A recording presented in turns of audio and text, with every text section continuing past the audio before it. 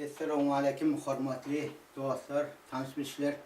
Dünyanın hayatını yaşayanız, yakınlar size selamet diyen, size can sağlık, işlerinize, dertlerinize, nörlerinize, hemmesine üstünlük arzu et yani. Bu madem 7. Mart 2019 yıl, erteği o da 8. Mart, ayal gelinlerden bütün dünyada toy bayramı, toy bayramı diyen bir görüş bayramı, esası görüş, öz hukuklarına Fransa devletinde ve başka devletlerinde görüştürler. On görüşmenin sebebi ayal gelinlere yani ekadama atasatıl ya menfi diyesini partiline cinsi kapma karşı ayal gelinlere diysen zulüm seten boluptur ve hadirem 21. asırda yaşap bir hadirem zulüm seten bolyer. Hadir arka yüzünde görülen suretleriniz 1980 yılda Türkmen Sehran Hükümet Kavuz yani Türkmen Sehran kalbi değil ya, yüreği değil ya.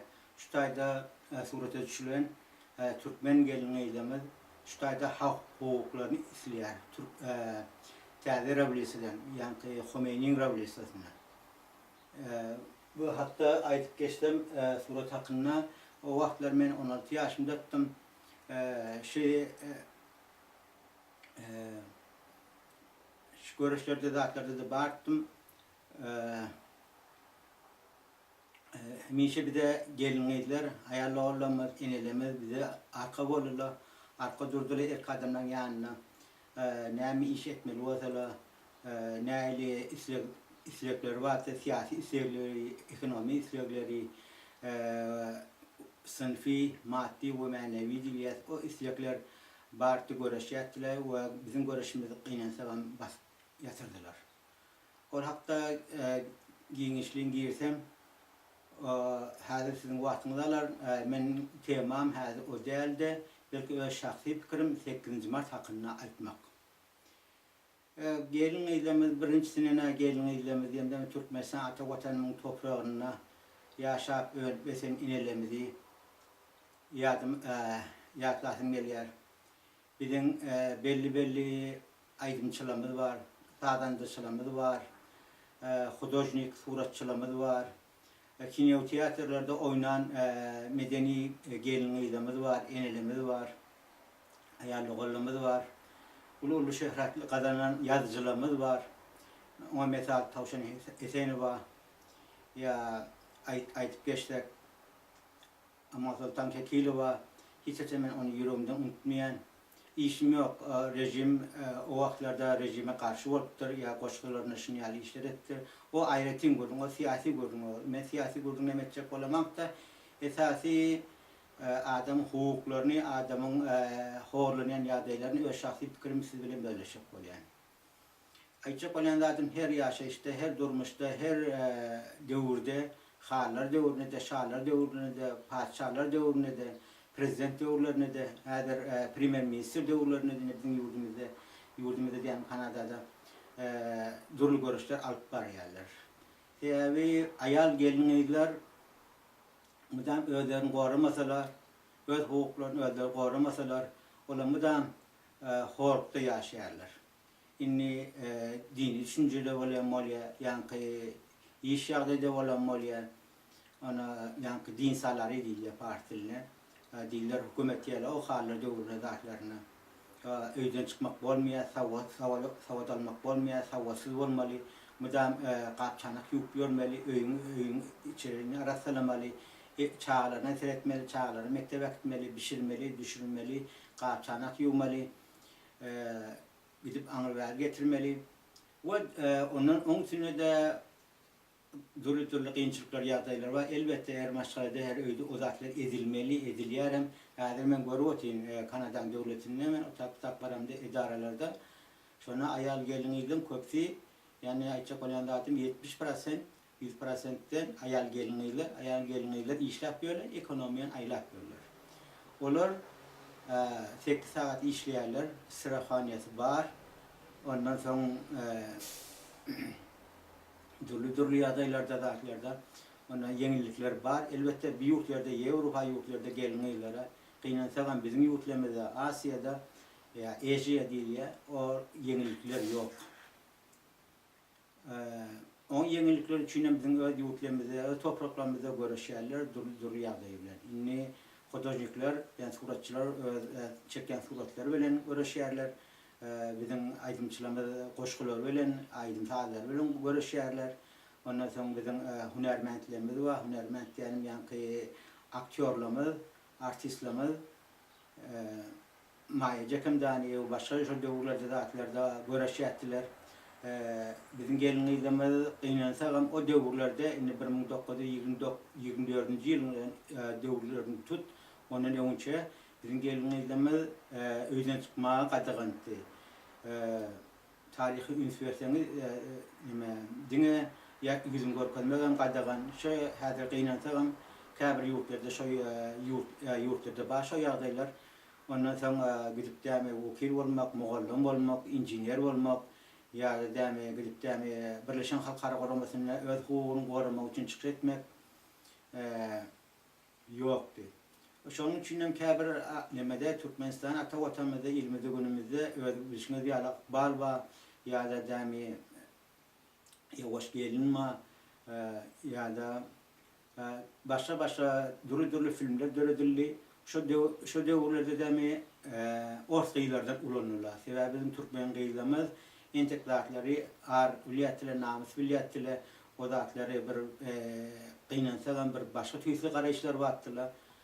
İnni o da her ki devurda dağıtlarını görüp otursak söyleme bizim Türkmen jurnalistlerimiz ve ayal gelin kıyılarımızdan bizim Türkmen alimlerimiz var, yazıcılarımız var. Dürlü yağdaylarda görüşüyorlar yurdun içinde ya da yurdun dışında. Şun yani ayçak olan adım şu etaptan geçiptirler bak tade etapı. Tade etapım o da Sovyet Soyuz'un devrine geçtiler. O devrde dağıtlarda her devrem görsen şu devrun kol taraflarım var hem erbet taraflarım var. Erbet tarafları bizim medeniyetimizde öz medeniyetlerini koşacak oluyorlar. Bizim medeniyetimizi oğurlayacak oluyorlar. Bizim dilimizi oğurlayacak oluyorlar. Yani oğurlayacak oluyor diyelim bir türlü medeniyetli oğurluyorlar. Ama mesela İran'la bizim Türkmen dilimizi oğurlayabiliyorlar. Bizim ne doğru bir Türkmen diline radyomuz var, ne televizyonumuz var, ne gazetemiz var, ruznamamız var, adı var. Ama köpten çok sayıda partili yazılıyor zatlar. Ulunyaz Türkmen sözlerim esası içine alınma sözler. Fars dilinden ya Arap dilinden geçen. Aslında Türkmen diline kıynansam az. O gelecekte hazır neslin görüşü ve öğeleri nesibetse inşallah görüşte de üstünlük kazanır deyip yani. Ayçak olan adam bir ayda durmuş hakkında. Durmuş ne mi deyip sorarlarına durmuş diye görüş deyip cevap verirler. Elbette durmuş görüş. Görüşmeden sana zat yok. Türkmençilikte aydılıyor. Ağlamadık çağa emcek yok diyorlar. Ya da emzik yok diyorlar. Emzik olsa son dönemde. Emcek olsa ön dönemde. O emzik deyip ki hazırki devirde ihtiyarlar şunu yani. Ağlamasan ya görüşmesen zat yok. O da görüşecek olsan o dürlü sınıfı yolları var. Şimdi görmeli, görüşte ne ahleten görüşmesen, gözken aytmalı mı, tankıtlamalı mı, ya aylat yazmalı mı, ya yurdun içinde görüşmeli mi, ya yurdun dışında görüşmeli mi, ya da oynak olmalı ya da başka yok. Ona isen gözüm görüp oturuyor. Duru bu siyasi çırşınlı yağdaylar var. Hatta sen düşüncenden, fikrinden, görüşünden, hatta senin ağın düşüncenden, fikrinden uğurlayacak oluyorlar. Yani öz şahsi behbitlerini faydalanacak oluyorlar. Bunun aytmamın sebebi ne mi? Sebebi bir taraftan öne halinde, önüne kolasını yaşamalanmasak, sonra şalın, padişahlığın, sonra prezidentliğin, o doğru yağdaylarda. Onlardan ne mi? Ödümüz bilişini değil, getiren adam aktiyer. O akidene de başka türlü aktiyer, getirene de başka türlü aktiyer. Onu arasında halk horlanıyor, halk yenciliyor, ya halk ölümüstünler yer şirincarlarını, yaş oraların, yaş kıyılarının şirincarlarını feda ettilerler. Bir durlu bir görüş, görüşten sınıfı görüş, asırlı var gelip geliyor. Ya da şon ýaly bizim gelinýizde gynansaňam ine düşünjesi, alimy, ilmi bilimi ösem bolsa, bir zat gorajak bolsa, bir zat ýaşak bolsa, diýerler, bolsa şoň daşyna geçýärler. Ine aýdym sady ugurna da bolsa şon ýaly görüp aýdym sadylarda, zatlarda köplenç bilen gawgylamy, gawgylamy diýen hemmes gawgylar, hemmes düşünjeler, olary arak bilen zaýlýarlar. Gynansaňam Iranda ýa başga ýurtlarda neşamaty bilen zaýlýarlar. Şol ösüşde bolmasın diýip bir tüsli daşyna geçýärler, şol adam ösmesin. Şu derece yetmesin, halk uyanmasın, halklar mıdan bir savut bolsun, savatsız bolsun, dene iş bilen, dert bilen kazancı uğruna geçsin, karılar dok bolmasın, karılar dok bolsa bula siyaset bilen iş tartışýarlar, döwletiň siyasiler oylar bilen iş tartışýarlar, döwlete girýän budjetin pullaryny, nefsin, gazyň toğunu ilaktiyan pullarını bilecek bolýarlar dik. Şey diýem, erteki günem birin tek käbir iniler dogurupdyr çağany, käbir inni çağan dogurupdyr. Käleri şu çağlar watana ile güne dogana garnaşa howasara hyzmat edýän dalet ýer, göreşýär. Käbir bolsa gynansaňam inni bagşlan, gynmörmen men bu sözi ağzyma almaly weli gelýän söz elbette bir de aňyrsy düýbi Arapdan gelýän kadýan indiýilen köplenç ulan ýerler Pakistanda, Awganistanda, Iranda, Türkmen sehrada, Türkmenistanda käbir ýurtlarymyzda haramzada sözlük ulan ýerler. Yani bir tüýsli aýtsak bolýar çöp düýbi diýip aýdylýar, düýbi düzüwdädi. Ola bolsa şu zatlara bir garşy ýitýärler, gapma garşy bolýarlar. Bula şeýle bun söz adatlaryny isleseler, ayal gelin gıylan adatlaryny isleseler, erteki günem bizim başımıza düşmek mümkün, döwletiň siýasatlaryna iş tartışmak mümkün diýip olam öwüne geçýärler. Bir aýtýan zatlar men pikirlerim zatlar bir şahsy pikirler. Bu şahsy pikirler özüňiz sizin pikiriňiz boýunça düzgün bolýar we dogran bolýar we nadogran bolýar. Onu özüňiz ýaşaýan jemgyýetiňe de bagly. Haýsy jemgyýetde näli ýagdaýda ýaşapýarsyz?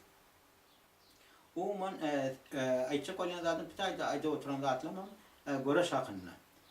Durlu göreşde durlu ýagdaýlarda bolýar. 8-nji mart biz men özüm gatnaşyp gördüm Türkmenistanda da.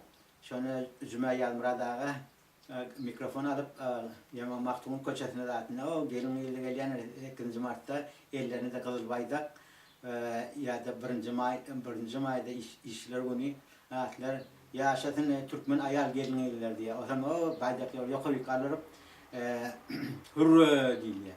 Yani ýaşasyn diýmek, ýa duruk diýmek partiýasyna aýtsak. Şeýdikde birindek şoarlarda atlar aýdylary, emma gynansaňam näme käbir ýagdaýda bizim türkmen gelinlerimiz 8 saat işleýärmi? Ya 8 saatdan 16 saat işleýärmi? Ya iş tap bilýärmi? Ya şoň ýaşaýyş durmuşy nähili? Ya şoň ýaşaýyş durmuşda maşgalada nähili? Şoň adamsy garaýşy nähili? Oglyň garaýşy nähili? Oglyň enesine garaýşy nähili? Şu ýagdaýlara kim çözýär? Nirap bilensen bolýar. Döwlet tarapyndan ýa şo adamdan öňe tarapyndan. Elbetde, gynansaňam hiç tarapdan çözülenok. Ýöne aýallar hukugyny ýylýar, aýdylýar, diýilýar, konstitusiýada bar, kanunda bar. Emma gynansaňam hiç gaýda çözülenok da kaga ýüzüne galýar. Elbetde onu aýtjak bolýan zatym, men ýurtymda ýa ata watanymda, il günümde dogan anlaşylan artyna däldi, bütün dünýede şeýle, ýöne az.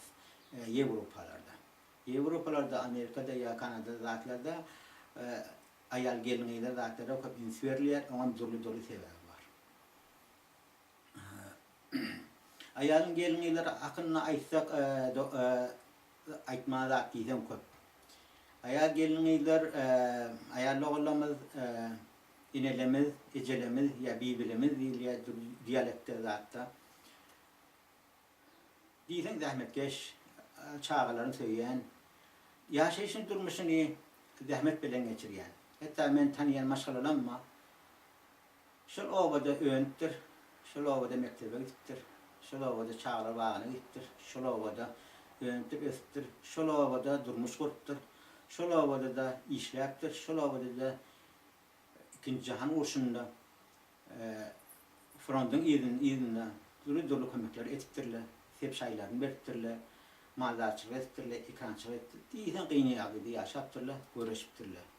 Elbette o wagtda bizim düşman yaragly isminde çözüpdir.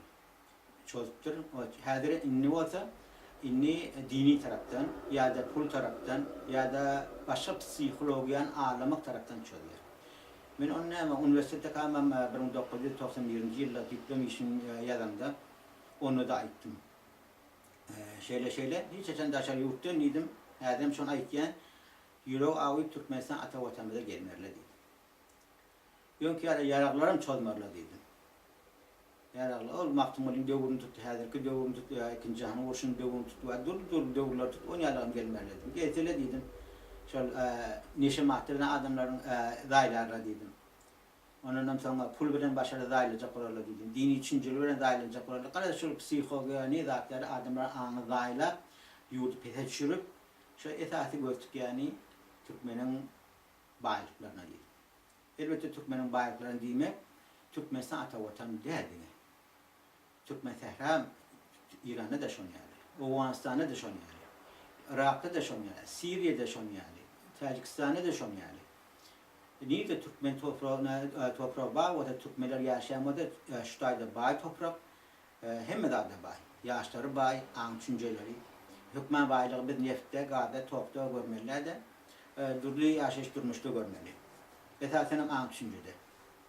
Indi görüyoruz, käbir kynçylyklar ýagdaýda bizim Türkmen gelin ýylamy taşyrypdy, işläp berler, gazanç etip berler, başarsalar şo emniyetasyna alat edip, pikir edip, puljaga diýber, jaýjaga sarnyp, maşynjyk edinip, oğlun öýerjek, gyzyn durmuşa çykarjak, jaýly boljak, durly ýagdaý bilen bir durmuşyň öz tebigatyň öz göreşi, öz alyp barýan prinsibi. Adamlar şey diýip bolýar. Erteki günemde oğlunu öýerýär, gyzyn çykarýar, soňra aktykly bolýar. Aktykly bolandan soň da oňa gowanýar, onu ulutýar, onu okutjak bolýar, onu ýokary okujaýlara ýerleşdirjek bolýar, dämet puluna oňa harjatýar, ýa toýuna harjatýar. Şey diýip öýdi gynasam garryýar, şey diýip ömrüni ellemeýär. Bir tebiği bir odatlary dilbine aýtmak ankat boli durmuşda adam bir 70, 80, 90 ýyl ömrüni alýar. Muňa aýtjak bolan zatym biz ýerde bolsagam aýal gelinliğimizin mertebesini diýsen ýokarda görmeli. Şu wagt ýadyma düşdi Awganistanda bolan ýagdaý Farhamdany.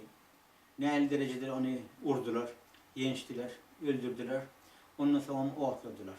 On günäti näme etdi? On günäti diňe teatrda çykyş etýärdi. Bir öňkü ýaşaýyş durmuş, köne ýaşaýyş durmuşdan bar feodalizmden, onun öňkü galan döwürlerden çykmak, gelinliği de çykarmak niýeti bar. Onu bolsa Kur'ana garşy, dine garşy kafir diýip bir nadan adamlardan ulanırlar. O da olarda hiç ýylly adam, insan ýan zady ýok, nur ýok, yüz gözlerine, düşünjelerine bir ýyrtyjy heýwan diýsen atat däler. Bir ýyrtyjy heýwan ýaly. Adam şonu gahar gelende näçe şo derejä ýetirip aýdyp şonu şey ardan aýyrdylar. Aýtjak bolan adam diňe farkynda däl. Ençime farkynda olamaz. Ençime aýallyk olamaz. Ençime inelemez türmede öňüm horan ýatly häzir horan ýerler. Näme üçin olar näme o derejä ýetmeli? Näme üçin olara onu ýaly garamaly? Ýaşaýyşda durmuşda ýaňyşmaýanmy? Ýaňyşmakyň sebäbi näme? Kady kanunyny pozmakmy? Kady kanunyny pozmaga näme sebäp bolýar? Olaň her gaýtynyň öz sebäbi bar. Olaň her gaýtynyň kökü bar. Näme üçin adam ýa-da aýal gelinliği bagşlan gyň bolýan, şu söz aýtmany ýa-da aýtmaly bolýan mejburlyk ýagdaýda çağlaryň garny doýurjak bolup, teni satmaly bolýar. Ýa-da wejdany satmaly bolýar, ýa-da galamy satmaly bolýar, ýa aňy satmaly bolýar, ýa işpiyonçylyk etmeli bolýar. Näme üçin hem zat şu mejburlukdan gelýär. Şoda oğluň şowny ýydirjek bolýar, içirjek bolýar. Şu aldan gadanç pulny oğluň şowny ýydirýär. Oğluň şowum diýär, men ýalap bolup ýaşamasyn diýär. Madam aladatda tapan tufan pulny gerek bolsa para berýär, gerek bolsa näme harjatmak bolsa etýär, suda harjatmak bolsun, prokurora harjatmak bolsun, zatga harjatmak bolsun, näme harjatmak bolsa men ogulgaýdym bu türmede bir nime etmesin diýip, zaýlanmasyn diýip. Veya türme diýen zadyň özden bir zindan diýmek öýe diýip saklamak. Oňa 3 ýedek nahar berilmeli. Halan wagty da hepside zatda bir banýa gitjek bolsa, suw içmeli, sport bilen gyzyklanmaly. Adam bir hugugy bar türmeň içinde de. Şol zatlar bolýarmy? Onu näme biz başga bir ýerine ogulgaýdym näme bir başga bir tüýsli garaýşymyz bar. Emma öz ogulgaýdymyz bolsa bir ýagdaý düşünne. Emma oňa ýüregimize agyryp, awak gad edip haýsukdyr akçamyz bilen bak. İşte men birat ýadyma düşdi. Mozdur diýäsdir. Ya neme Howpsuzlyk komitesining oglallary ýa-da howp döretýän komitesining oglallary partiýasyna ise ihtilaat ýa öňkü savak. Şoň oglalaryň biri ýanky rejimde, Khomeini rejimde zada düşýär. Kederhana düşýär. Kederhana düşýär, awariýa bolup bat bolup maşyn maşyn bilen çakşana zadyny bolupdyr. Osam aňyny ýetýär, ýankyny aňyny ýanky aparaat etmeli bolýar. Doktor bunu aňyny aparaat etýär, gowlup bilen geçýär, gowlaşýar adetýär. Osam ýanky ogluň diýadeti, ýani savak, ýa häzirki ihtilaat diýelim, ýa labas şahsy diýelim, ýa howply komitet diýelim, ýa howply komitet diýelim. Tabaat ýok. Haýsdyllaý sawa. Ýa enjensi diýelim, edatda ingilis dilinde. Tabaat ýok. Ya Musat diýelim, ya Sazmansiya diýelim. Aýsak her ýurdun öz bir ady bar. Hawa. Şonu doktora ýüzlenýär. Doktor diýär, "Men oglum diýen ýyzma tapşyrdyň diýe ölümden galdym diýe. Men sana näme hyzmat edeyim?" diýe. Doktor aýtýar,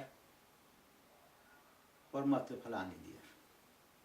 "Tek etçe hyzmatyň" diýer, "ul ýençmen türmede diýer, şonu bir goý" diýer. Şu uryan ýençýäniň horlaýanyň diýer, türmede diýer, adamlar diýer, dünýä iýberýäniň diýer, öldürýäniň diýer. Şo da seniň ýa ineti atasy bar diýer. Sen şoňa gödegine etir diýer. O da sen öz ogulgyňy alak diýer. Tawaty ýok diýer. Emma bizde siýasat diýer. Döwlet diýer. Bir aň düşünjämiz satyn alypdyr diýer. Rejim diýer, nizam diýer. Sistem diýer. Şo bir satyn alypdyr aňyny diýer. Elbetde, ola da şonu urýarlar, ýençýärler, aýtýarlar, birinde adamlary ýeriň ýüzüne, ýeriň aşagyna ýeberýärler. Şo iş başly boýnalýarlar. Eger şo iş etmese olaň özlerini maradan aýyrýarlar. Men olara men özüm diýir şaýat boldum. Turly ýokdur. Häzir şaýatlyň biri. Aýlan dolap men bir zadyň ismini bildim. Emma şaýatýan zadym ýene şu aýal gelinýidire bagly bolýar. Şu aýal gelinýidiler, düýün gyýdylar, ulanmadyk bolsa, aýal durmuşa çykmadyk bolsa, ene bolmadyk bolsa, eje bolmadyk bolsa şonu ýa çağırırım. Palajitil çağılar, ýa atrasatil çağılar dünýäge gelmekdi. Palajitil çağılar, dogry çağılar, ýylyk hyzmat etjek bolup bererler. Mesal üçin, öňkü döwürden aýdaýmy, Osman näde? Recep Ahun, İslamiler, Nurdi Ademler, Bayram ağalar, Ahumerler, birinçek ona giyip görün. Bizim tarihimizde bolan ýagdaýlar, geçen ýagdaýlar görüşip durýar. Müştehede, Akkaladı, Bender Türkmenli, Hümmet'te, Aderviş'te. Tarihimizde giyip görün. Rıza Şah devrine önce, Rıza Şah devrine, Şahin Şah devrine, Khomeini Şah devrine, yeni gelecekteki indi devrde de görüşerler indiki nesil. Sebebi her nesil öz fikrini koyarlar. İndiki nesil bile näli görüşmeli. İndiki nesil bile näli alıp barmaly. Hem zaten fikrini edilen. Şoň üçin bir kefam aýdyn, öz ştaýda goşaýyn, ştaýda etýän işimi, ýani bolýan zat men Google'a girýän. Google'u barlaýarlar, ýöre çeşil bölümler. İmo'yu veriyen, İmo'nu yor itibarlayarlar. Telefon bilen gurlaşyan. Öňün telefon bilen bağırlayarlar. Telefon bilen gurlaşyan. Yetim bağırlayarlar. Daşary çıkýan. Awtomobil minýän, maşina minýän, magazine bilen kamera var. Kamera dogry. Adam hop ýaly göremene, ýa başga oglup guzuluk bolman. Ol ýöne başga tarapym var. Sen niýde getiriň, näme şeýle idarlap etdiler. Aýçak bolýan adam saýta teknologiýa öseni gaw tarapy we erlet tarapy. Gaw tarapdan näil peýdalanýarlar, näil aparat etýärler. Laser bilen adamlaryň ennamyny kan dökmän gatmany gawatdamy sagyn etýärler. Emma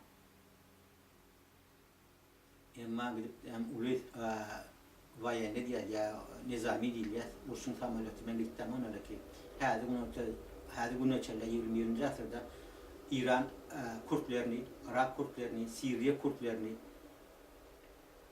Filistinäki dogallamady ýa başga ýurtun içlerine zatlaryny gyrıp ýörler. Şonu ölýänem adam, öldürýänem adam. Yani adamları adama karşı edilýär. Dünýäniň ýa-ni bolan ýagdaýda Pakistan bilen Indiýa birdi. İr wagtynda 1942-nji ýylda öz başyna boldular. Bangladeş ýurdu zatany. Gidogan bir toprakda ýaşap berýärler, öz başyna boldular. Inni bolsam bire gapma garşy. Gapma garşylar kimlere etdirýär? Elbetde döwletler, fiýatylar, ýaragatýarlar. Yaragat pul gazanjatýarlar. Mafiya ýurdun içine daşyndy. Yeni aýlanıp bolan şu yeni enelemde, haýallyk olanlarda var ýer. Şaýçymýarlyk şu eneler dogupdy şu çağana. Şu bomba oklayanam, bombaň aşaňy ölýärler hem Siriýada, Irakda, Yemen'de, Şili'de, Japon'da, Vietnam'da, İran Irak urşunda, ikinci Cihan urşunda, Çeçen'de, türlü ýerde. Hemme aýlanıp bolan näme etýär? Hemme de şu pul ýaratatmak, adamlary daýlamak. Geliniler, dogançyklar, bosarlar. Düşünýän ýagdaýynda agyr günler geçirýän emma agyr günler geçirmedi, ýeňi günler ýetmez. Bir de häzir ýagdaý şu boldy. Men özüme käwa soraw berýän. Özüme soraw berýän. Eger men ikinji Cihan urşunyny, eger 17-18 ýaşym bolanmasa, Sowet Soýuzy döwründe dünýäge gelenmasa, onda näme bolardy? Ahmet Gurgulny ýalyk, birinci ata bağlama ýalyk, birinci oğullanma ýalyk, ikinji Cihan urşunyny ýoklardy. Biz häzirki döwürde näme ýaşapyz? Gulaly gullukmy? Elbetde ýok. Gulaly gulluk hiç de bolan bolmaýar. Häzirki ýagdaýda bolsa ekonomi görüş var. Käbir ýurtlarda senfi görüş var, gatlak görüş var, käbir ýerde yara görüşi var. Käbir ýagdaýda narkotik bilen görüşi var. Şonuň üçin adamlar näme üçin narkotik bilen, ýa dini düşünjelere bilen, ýa-da pul bilen, başga ýagdaýlar bilen daýlaýarlar. Ýa ýurtları içki ýurdy, pragat ýaşapyny ýurdy bulaşdyrjak bolýar. Görüp oturýar. Gaw bilýäňiz, gaw düşünýäňiz prezidentleri kim getirdi? Kim getirýär? Bu kim äktýär? Primer minister bilen şonu ýaly.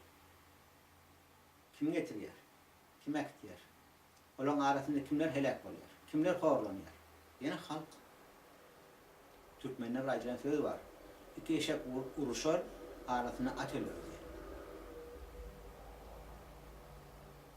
İki uly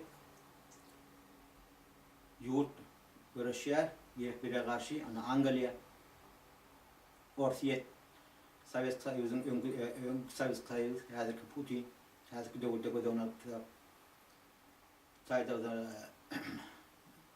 Trump, Amerikanky, Angliýa oýlary, NATO bilen Warşawyň arasynda bolýan oýlar. Arasyndan kim aradan zaýlanýar? Ýene şo halk zaýlanýar. Özüň görüp oturýan prezidentler Primer Minister'den açıkla savundu var.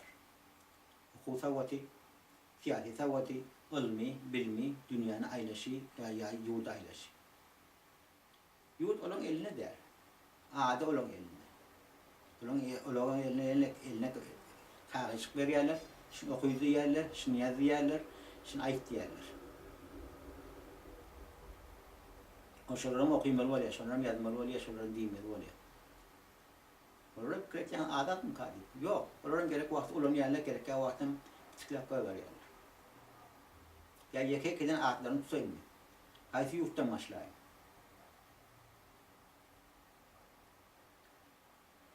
Şunu yerler, ağalam, doğallam, karnaşlam, oğuzlarlam. Biz vaktince yaşap et yerin yüzünü. Şunun için yaşan yapıp yaşayın. Müdem gülür yüzünüz olsun. Müdem canınız sağ olsun. Müdem başınız dik olsun. Ağır tutman yaşayışı durmuşu. Ağır tutacak olsa benim tutmalı her gün başına bir oylar geliyor. Duru yaşayış durmuşlar oluyor. Dedi neyem için pul kavgayan ettiler. Neyem için adam pul için her işlere el vuruyor. Önkü yani bir dakika alıp çalışanını olmayacaktılar. Ona gerek tatlıyım. Ben şöyle dokumental filmleri var o için Netflix'te. İki tane yaş olan Kanadalı gittiye durlu yurtlara. Durlu yurtların medeniyeti bilen, yaşayış bilen, ekonomisi bilen tanış oluyor. Şunu durlu yağdırlar o koyuyor. O zaman görüyorsun, birazcık aydın. Bu da şey, Indian tut, Pakistan tut, Bangladeş tut, ya Kavri yurtlar tut, cins balığını Engliş'in öğretiyorlar. Ya Engliş anıverdat yaşıyorum, öğretiyen ya zavodlan, fabriklan zatları suyu nire gidiyor. Geriye aktarıyorlar. Akarsu aktarıyorlar. O akarsuda. Ya deryada. Mallar su içiyor. İnce de inansağım, sonra su içiyorlar. Neymiş su içiyor? Günahım yapılsın. Günahımı günah ettirsin seni. Günah etmene neyim sebep yoktur. Ama hatta düğünü bilmemine hiç ilgi yok. Etmeyenler. Değil mi halk şunu yani yaşasın? Mesela devletin bağlılığı yok mu? Ya şu devletlerinden Indira Gandhi'si yok mu? Mahatma Gandhi'si yok mu? Gandhi'ler yok mu? Alimler yok mu? Yazıcılar yok mu? Ya her yolda. Onlar olsa öyde ya da türmede çiğliyor yerler. Neyme? Ayrıntılık yine şöyle Davud'un fabriğinin pulu sino var yer. Bir kirli yankı yağdığında olur. Bangladeş'te Lablas'ta bir tane ulu firma var. İmitleri zaten Englişler hem zaten kavuy. Ama kavuy da kımmat. Yani berde bir madeni var da 20 dolar olsa orada bir 250 dolar, 500 dolar. İyilem var. Ama şu zaten iyi de öğretiyorlar. Bangladeş'te öğretiyorlar. Bangladeş'te yankayı neyil olup satılıyor, jurnalisti satılıyor. Açtılar. Şu köyün cayda, Darqaparan cayda Davut fabrik kurtturlar, şu tüküntüklerle dağıtlar. İyi içili ne orası uçmak yağdayı var, ne sırafhane var, ne durlu aylık var, ne güllük var. Mecbur yaşayışta işlemeli, kazanç etmeli. Adam şey diyorum yıkıllı. Bir tek adamlar fakir olurlar, dünyasını çalıştırırlar, bir tek çağlar yetim olurlar. Şey diyorum, jurnalisti şun üstüne açtılar. Jurnalistlerin ne için önüne geçerler? Ne için jurnalistler o yurttan o yurda kaçarlığı var yer. Yani ne için bir tekler adamlar narkotika el vuruyor ya da içki el vuruyor. Mecburluktan, hem de mecburluktan geliyor.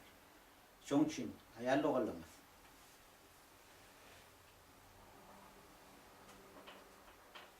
Yardımdan çıkanak. Nerede yaşayamıyorsanız canınız sağ olsun, başınız dik olsun. Alparayan görüşlerinde üstünlük, boş bilen görüşeceğiniz mi? İşlemede görüşeceğiniz mi? Adımlar başardığınızdan peyda getirecek oluyorsunuz mi? O has kavulat. Dünya iyinim deyip kıyın görme. Hazırki yağdaydı. Kıyınansağın. Oğul atağa karşı. yada karşı, kıyıt ina karşı. Näme üçin? Her aylap dolup ýene şol ekonomi krizisi, ekonomi kysşa gelýär. Ekonomi kysşa bolmasa ýaşaýyş durmuş gowy bolsa, birini howatsa, gynansalam käbir ýaşlar. Hatta ejetiniň bazı şästegi diýär, ýa-da pensiýadäki aýlykça güljuga günlügüne günlük ötüyor. Döwlete parkam ýok. Näme de şo bolsun. O men vatandaşymdır şey, ya iyilleşimdir şey, meni topramda ölmetenir şey. Şun hak hukuku vardır. Yok. Onlarla düğümlü nemli. Kaytam korkuya öz işini ellemerem galiba. İşini ellemerde toğun, galın, yerin, maşinin, başka yadayla pulunu yerin tölemeli. Görüyorum adamlar nail derece yetergerler. Kısışı yadayla. Her näsemiz ayarlı olur. Birincisine, ikinci martınız, sizin güllüğünüz, bozgunluğu yaşap verin. Hasan. Ayırçıp çek verin, adamları getirler, mecbur olup, öde getirler, mecbur olup, bozgunluğu yaşap verin. Yine iş sebepleri, ya siyasi sebepleri, ya da başka yardımcı sebepleri getiriniz. Bağrınızın canı sağ olsun.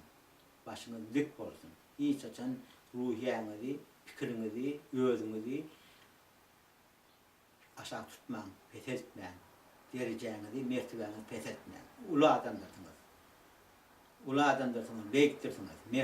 Adam mertebesini devlet tarafından, kanun tarafından, konstitüsyon tarafından kemsitken olsalar, hiç için özünü kemsitmem. Böyle vaktince zattır. Çarkı pelek değiller. Pelek çarkı bulan başında var. Bulan başında diyenim, bütün dünyada zulüm, sitem etyen adamlar. Bunlar fikir etmediler. Bu men gawy ýaşaýan, oğlum gawy ýaşaýdy. Emma erkek gün oğluydyňam şu derdi görür. Aktyplan görür. Fikir etme. Bugun hem gawy ýaşaýan hem de taçanda nime durly naharlar we durly miýeler bar. O gelýän pul nereden gelýär? Adamlar haram yerden kazanç etýärler. Adam gurup ýa ýenjip ýa türmäge kazanç etýärler. Ya bolkusuz kayda kanunlar gollap verirler. Saniyen pulunuzun utanmalı olursunuz. Oğul kıyınızdan utanmalı olursunuz. Utanmasanız durmuşsunuz utanılır. Yaxşılık edin. Halk bilir. Halk bilmedi. Halayık bilir diyor. Halk hiç için gözünüzden yitirme. Halkınız bilen bunu. Halayık Huday. Huday, her kimin ayrıtın öz Hudayı var. Her halkın, ya her milletin, her Müslümanın halkın Hudayı var. Onun öyle ki, öz biçini diyalak, Indiye'de Sıgara Huday diyorlar. Hem için Sıgara Huday diyorlar. Sebebi Sıgara'nın süydü bir ulaptırlar. Ön besittirler. Güne Huday diyorlar.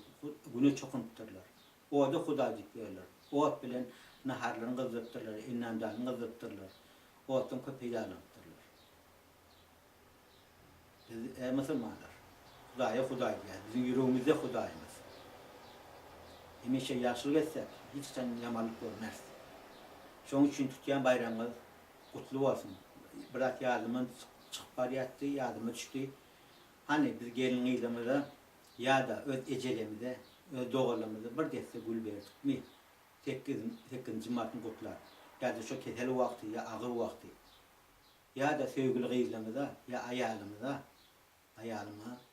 bir deste gül verdik mi? Ya da önkü birinci kadar gürleşim diye şöyle benim gürleştik mi son? Bunlara neye sebep oluyor? Ya da türmede yatan adamlara bir sebepli zatlar bulup şunun iznini bardık mı? Bir deste gül verdik. Ya da ketelhanede yatan adamların izni bardık mı? Doğan kardeşlerinin ya başka adamlar. Ya da ağır yatan adamlar, ya hosasız adamlar, ya da yani karı adamlar izninin bardık mı? Hosasıyla bir detse gül veren mi? Suyucu veren. Yok. Ne için? Bizim medeniyetimizde yok. Bizim diğer desurumuzda yok. Biz şiratları ne için bir diğer desurla geçip bilemiyoruz. Yani öğümüz ağır yaşayışta yaşatıyoruz. Ağır durmuşda yaşak diyor. Ağır yaşayışta durmuşda yaşamak için ne mi sebep oluyor? Devlet, siyaset. Deme bile aç etsin, karnı dok gelmesin, karnı doyurmanın iyiliğine geçsin, siyasete koşuşmasın. İyi değil, her daim bir koku var. Umuman vaktiniz almayın, canına sağ olsun, başınız dik olsun. Ben qav aydınları koyacaktım.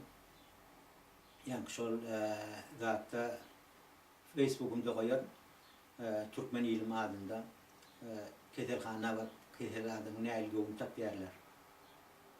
Ya da ne enesine, ecelerine, doğanlarına gülver yerler. Süt gibi bulman süt zayıf yerler. Mahtumul atamız ait yer.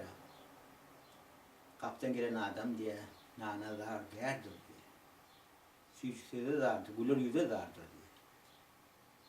Benim yanlışlık mesela ata vatanına gidende 13 yıldan sonra ya İran'ın 35 yıl, 36 yıl böyle ayrı düştüm şahsi fikirlerim için, Polonya'dalar için.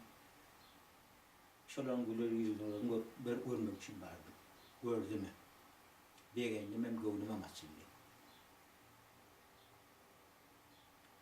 Dedi o tankikler ya da atasata da atar aydık. Devletimize, halkımıza ne edecek kömürlüğü var. Ne edecek peydamız var. Taşa gidip görmediler ha. O hastaneye 40 yıl verip uçuldu. Kan döküldü. Türkmenistan, Afganistan halkı uçtan, kan dökülmeden, bomba geçmeden öyle deyip demişler, hesap eştenarlar. Adamlar an için cüzünün başka saslayanına getirdiler. Kan dökülmek. Bizim böyle ata vatanımızda, ilimizde, günümüzde, doğan kardeşinin ağrımız için kan dökülmesin. Ata vatanımız, ilimizde, günümüzde parahatlı olsun. Şu parahatın arkasını görüşüp oluyor. Görüvati. Kudoşnik görüşlerini, artistlerin görüşlerini, alimlerin görüşlerini, yurdun içinde ulaşını. Şunu yal koşan koştu kavgular. Ne şahsi defitimiz için, ne öz fikir düşüncemiz için, ne Angliyan ya başka yurtların Amerikan oyunu olmak için. Onu biz kim?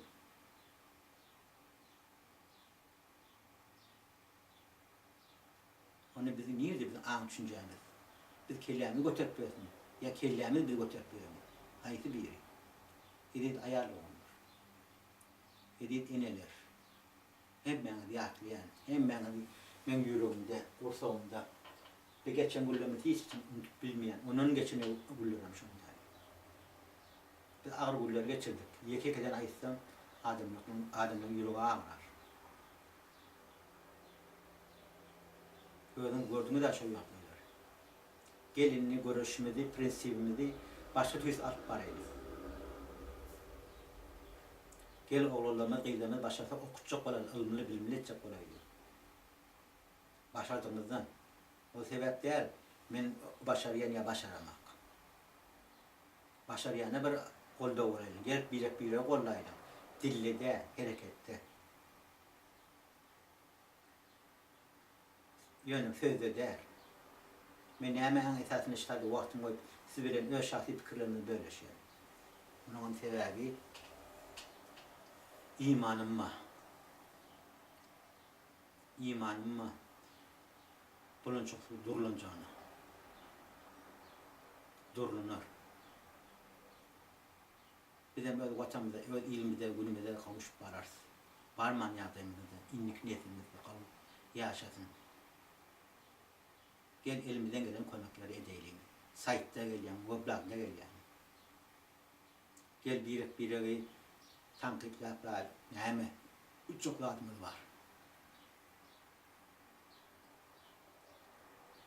Kemirkor dövrüne, onun ön dövrlerde, onun son dövrlerde gördükleri şol ovada ne iliyade şol ovanı buluşturup bolyan diktirler. Onu nökerlerin birini vertipler, gördükler, aylanıptır. Her yerde 5 kilometre, 3 kilometrede bir tane tandır var. Tandır hava, çörek pişirilen tandır. Yine şu ayrım toram ineleri var. Çörek pişirilen ineler. Amiret yani ineler. Hem işit yani ineler. Ondan ayıptır. Şeyle her neç kilometre tandır var şeyle. Ay onu olavan ağzını alalat olmaz. Onu ağzı bir yaşayarlar. Bir hilo hürmet beni yaşadıktır. Ama başka bir ova adamıydı. Yiyerenine görse de her yer yemede her neçe oyun arasında tandır var diye. He, olan ağız bir der bana. Onlar kavup bulaştırdım oraya diktir. Şunun yani. Bir muht yiyip görenin ya adamın ağzını çöp atıp görenin bir söz yersen söz ki ya mağara ya diye ya amriyar ya diye gazette utayda damar ne cep kopşun damarlarını bilin attı. Bu bizim şahsi fikirlerimiz bir cep kop şey diyenler. Ya bulaştıracak olup aslında kâleri kıyım ortadan şuna aylı olmalı, ay beyli olmalı, ay falan olmalı, ay bir sevun adetine.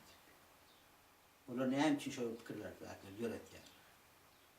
Şu ailem şöyle yankı tamdırı var ya. Gelecekte şu Türkmen halkını neyle bulaştırıp olur. Aşıktan mı, dostluktan mı, ağzı birlikten mi? Ya an düşüncelerinden mi? Şunun için